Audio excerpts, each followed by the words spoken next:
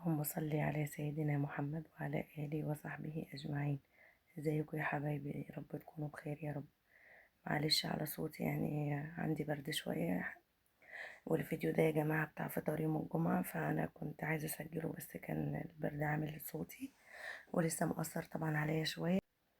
جبت طبعا بطاطس كده وبحمرها وهحضر فطار بقى. انتوا عارفين طبعا يوم الجمعة بيبقى البيت كله طبعا أجازة وبنبقى ملمومين، فالواحد بيحب يحضر كده فطار محترم. وربنا ان شاء الله كده دايما يجمعكم جميعا على الخير مع بعض يا حبايبي، انتوا وولادكم واحبابكم، ويبقى جمعة مباركة عليكم جميعا وعلينا يا رب العالمين. وكل سنة وانتم طيبين. يلا رمضان ان شاء الله على الابواب. ربنا يبلغنا ويبلغكم رمضان على خير ان شاء الله، وتكونوا بصحة وسلامة، ويبلغنا جميعا رمضان لا فاقدين ولا مفقودين، اللهم امين يا رب العالمين. هنا خلاص كده البطاطس خلصت طبعا وبطلعها من الزيت، وهقلي بقى طعمية. بحب اقلي الطعمية طبعا في البيت، بتبقى انضف، والزيت بتاعي ببقى ضامناه ان هو نضيف طبعا، بيكون اصح. فانا دايما بجيب الطعمية كده عجينة وبقليها في البيت. لو عندي كبة كبيرة ممكن اجيب الفول بتاع الطعمية واعمله عندي هنا، بس بصراحة انا ما عنديش كبة.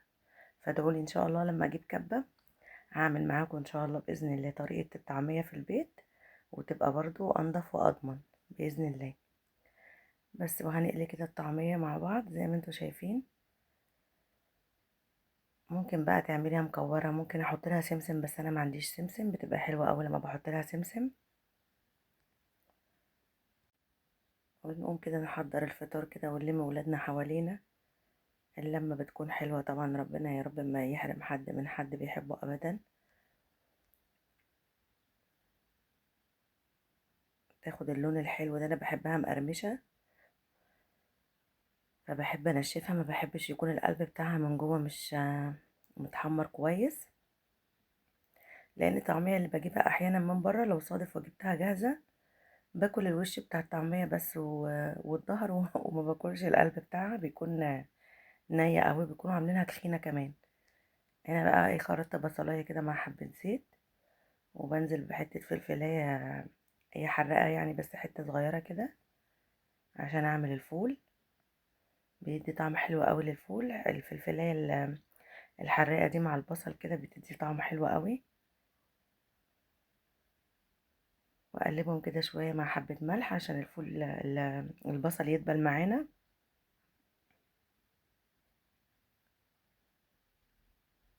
وبكون مقشرة بقى طماطم، بشيل منها القشر واقطعها كده علشان القشر مش بيبقى حلو في الاكل، فانا دايما بحب اقشر الطماطم او نزلت بيها.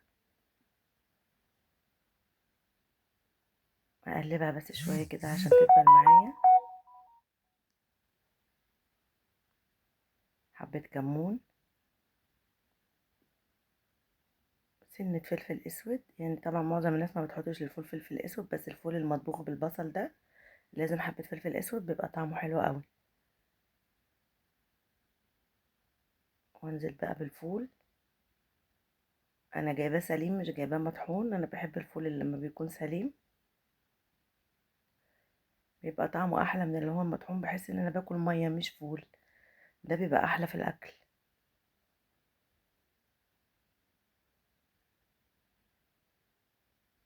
وزودت شويه ملح، وبس كده الطبخ معانا. اوطي النار بس شويه عشان اسخن العيش. ده عيش كان عندي في الفريزر، انا بجيب العيش دايما واخليه في الفريزر واطلع منه وقت ما احتاج، فبسخنه كده على البابور، بيبقى طبعا ليه طعم تاني. عندي مايكروويف بس مش بحب اسخن العيش في الميكروويف، انا بحب شغل زمان ده. وزي ما انتوا شايفين كده الاكل يفتح النفس، وبألف هنا.